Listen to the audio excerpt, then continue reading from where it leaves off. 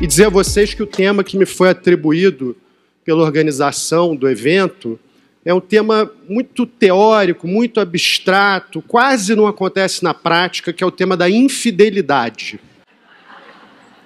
Mais especificamente, eu vou falar sobre a multa por infidelidade e outras sanções nas relações afetivas. Multa por infidelidade. Já percebo alguma tensão aqui no auditório. Tem uma pessoa ali até consultando a carteira. Vamos chegar nos cálculos, mas vamos entender antes por que esse tema tem se tornado tão relevante e tão atual.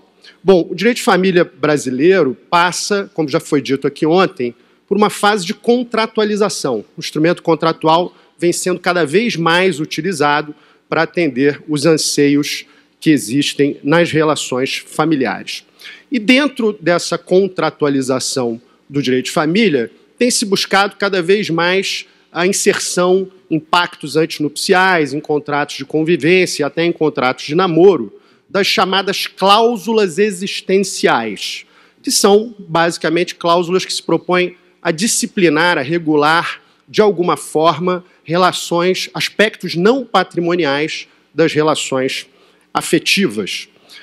Naturalmente, a lei cria alguns deveres de natureza existencial, mas eles são mencionados de forma muito pontual, eles deixam uma margem muito grande para a escolha de cada pessoa, de cada casal, de cada integrante da relação familiar. Então, as cláusulas existenciais, elas vêm, basicamente, atrair para dentro de um espaço de consensualidade a especificação desses deveres, como esses deveres serão cumpridos e outras questões atinentes à vida existencial, aos aspectos existenciais daquela relação afetiva. Está aí o enunciado 635, que diz que o pacto antinupcial e o contrato de convivência podem conter cláusulas existenciais, desde que essas não violem os princípios da dignidade da pessoa humana, da igualdade entre os cônjuges e da solidariedade familiar.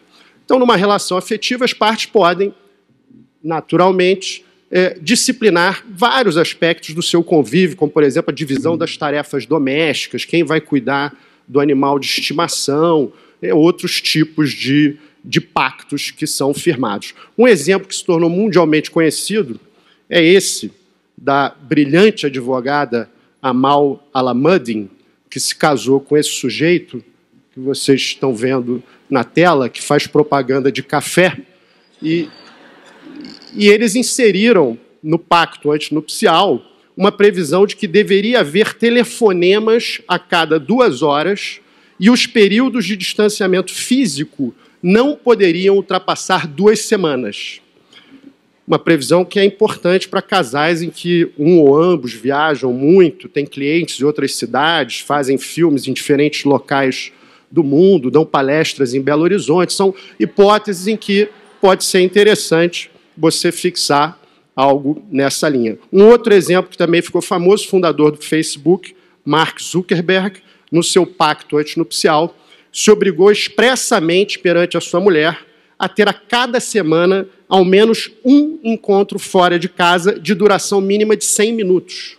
Foi fixada até a duração mínima. O sujeito que ficou mundialmente famoso por estar no mundo virtual talvez tenha sido chamado ali a estar um pouco mais presente na realidade. É tudo muito civilizado, simpático nesses exemplos, que são muito comuns no common law, mas o problema jurídico, o problema técnico jurídico, começa a acontecer quando a gente tem a mistura de elementos de patrimonialidade nessas cláusulas existenciais. Um exemplo também muito comum é esse do pagamento escalonado com base na duração da relação afetiva, ou seja, se combina que, em caso de separação, um dos cônjuges ou um dos companheiros vai receber um valor a mais pelo tempo que tiver durado aquela relação. Então, um exemplo também que ficou famoso no mundo é esse sujeito que se casou com a atriz Kate Holmes e fixaram lá que em caso de separação, ela receberia 3 milhões de dólares por ano que tivesse durado o casamento. Como a gente diz no Rio de Janeiro, o combinado não sai caro, nesse caso saiu caro, sim, mas, enfim, foi combinado. Kim Kardashian também viveu uma situação parecida. A questão é possível no direito brasileiro firmar esse tipo de pacto, estabelecer esse tipo de cláusula no seu pacto antinupcial, no seu contrato de convivência?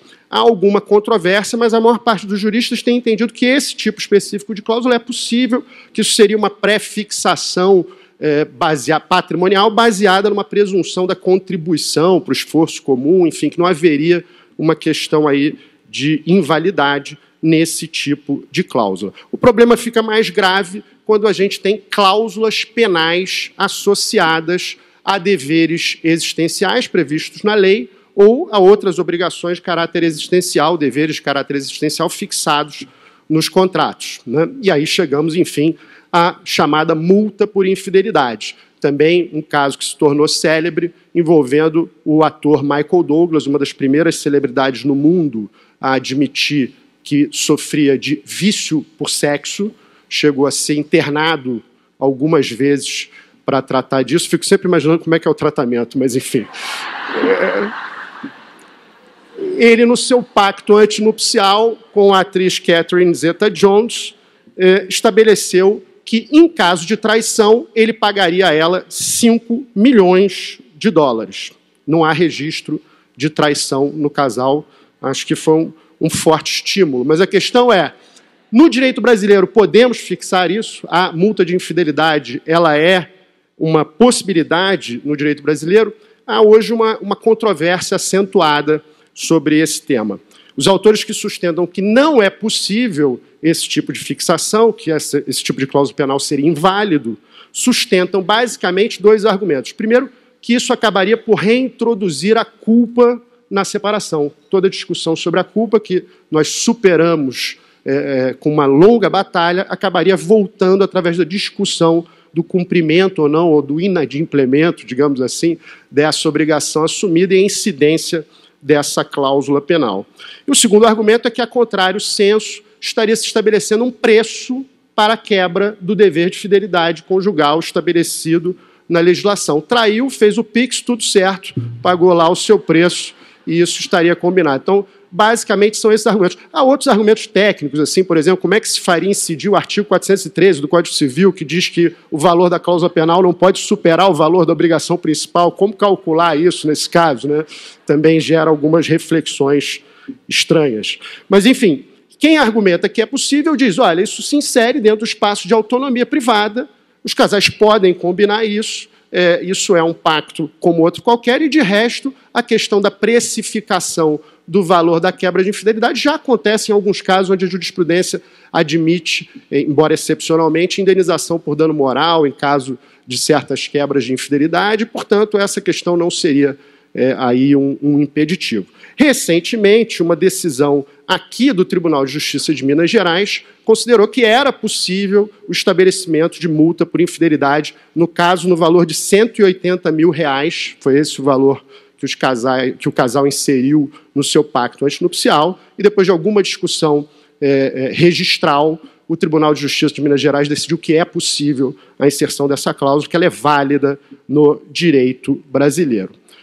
Um pouco mais controvertida é a situação em que esse tipo de cláusula é associada à guarda dos filhos, né? O exemplo mais famoso mundialmente é esse caso da Angelina Jolie, que se casou com esse outro sujeito, e estabeleceram lá que, em caso de traição, além da multa, ela ficaria com a guarda dos filhos, né? Aqui a gente já tem um problema mais grave à luz do direito brasileiro, que, a meu ver, conduziria à invalidade por conta de que o fato da guarda deve ser fixado, a guarda dos filhos deve ser fixada no melhor interesse das crianças, e não a partir de discussões sobre traição ou não traição, ou, enfim, como uma espécie de sanção para algo que possa ter sido cometido ao longo da relação afetiva.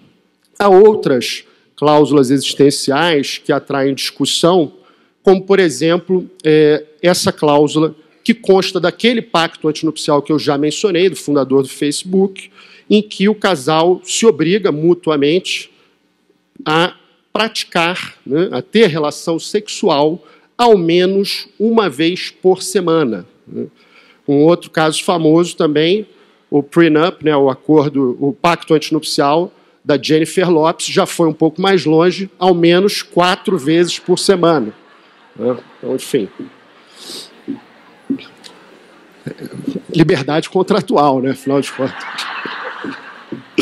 A questão aqui é, no direito brasileiro isso seria possível? Também aqui a gente tem uma discussão técnica importante, porque isso poderia significar uma espécie de retorno ao vetusto débito conjugal, né? O que fazer se a cláusula não for cumprida? Incide uma multa, essa multa economicamente pode acabar se tornando uma coação ao outro cônjuge ou companheiro para que ele pratique a relação sexual. Então, que tipo de tratamento deve ser dado a isso se vocês esbarrarem com uma cláusula dessas aí na prática brasileira, né? Então, há toda uma discussão sobre a validade, sendo certo que a maioria dos autores aqui entende pela nulidade desse tipo de pacto, por força do efeito coercitivo que ele teria sobre uma escolha que é essencialmente existencial e que deveria ser livre. Mas há alguma discussão sobre isso. Uma cláusula que definitivamente seria nula à luz do direito brasileiro é aquela que foi aceita pela cantora Jessica Simpson no seu pacto antinupcial com um jogador de futebol americano, que estabeleceu que ela pagaria $500 mil por quilo a mais que ela adquirisse ao longo da sua relação afetiva. Tá aí a fonte para quem quiser consultar. Esse é um pacto real. Gerou muita discussão nos Estados Unidos quando veio a público, e certamente essa cláusula penal bizarra não seria considerada válida no direito brasileiro por violar a dignidade da pessoa humana, lembrando que esse é justamente o final do enunciado que eu mencionei a vocês, ou seja, é possível a fixação de cláusula existencial desde que não viole a dignidade da pessoa humana, a igualdade entre os cônjuges e a solidariedade familiar.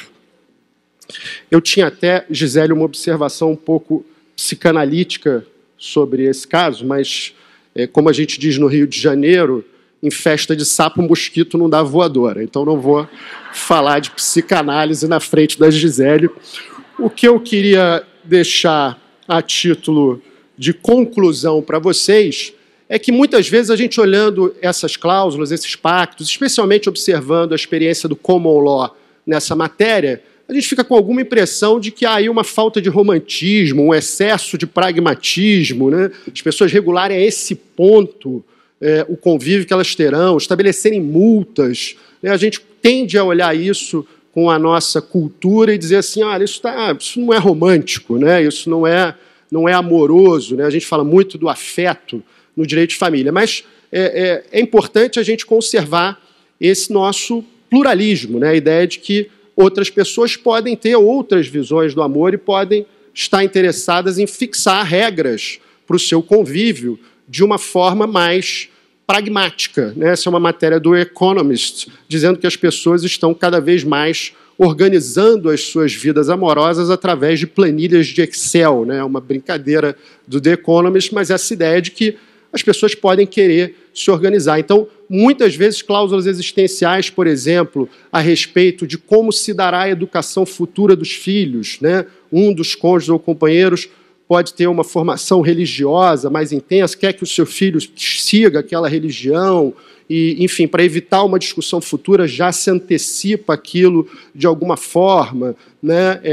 Espécies de coisas relacionadas à mudança de cidade, a coabitação, por exemplo, que já foi mencionada aqui ontem pelo Luciano Figueiredo, citando um tema que foi enfrentado pela insuperável Maria Berenice Dias. Luciano Figueiredo está aqui, não? Presente. Luiz Cláudio Guimarães, presente? Professor faz chamada, né? E tem especial prazer em fazer chamada na sexta-feira de manhã.